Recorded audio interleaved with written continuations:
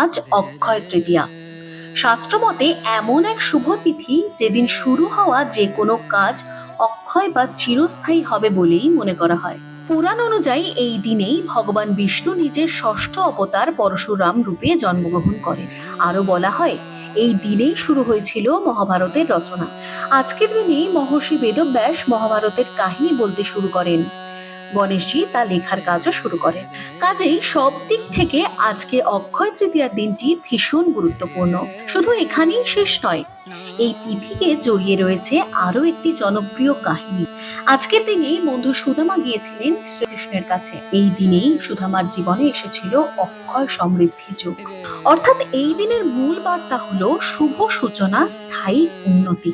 এই যেখানে দিন মাহাত্ম্য, সেখানে আজকের বাংলায় রাজনৈতিক উত্তেজনা, সামাজিক টানাপোড়েন আর অর্থনৈতিক অনিশ্চয়তার মধ্যে এই দিনটি ঠিক কতটা গুরুত্বপূর্ণ। নির্বাচন, রাজনৈতিক সংঘর্ষ, বেকারত্বের চাপ, মূল্যবৃদ্ধি সব মিলিয়েই মানুষের মনে রয়েছে ঘোর অনিশ্চয়তা। এই পরিস্থিতিতে অক্ষয় তৃতীয়া যেন এক মানসিক আশ্রয়, একটি বিশ্বাস যে ভালো সময় আবারও আসবে। আজও অনেকেই এই দিনে সোনা কেনেন, নতুন ব্যবসা শুরু করেন, কারণ বিশ্বাস এই দিনে বিনিয়োগ করলেই ভবিষ্যতে নিরাপত্তা আসবে। অনেকেই বলেন বিশ্বাসে মিলায় বস্তু, তর্কে বহুদূর। এই প্রবচন মাথায় রেখেও বলা হয় অক্ষয় তৃতীয়া শুধু ধর্মীয় আচার নয়, এটা এক ধরনের মানসিক শান্তি। এই বিশ্বাসই আজও বাঙালির জীবনে এই দিনটিকে প্রাসঙ্গিক করে রেখেছে।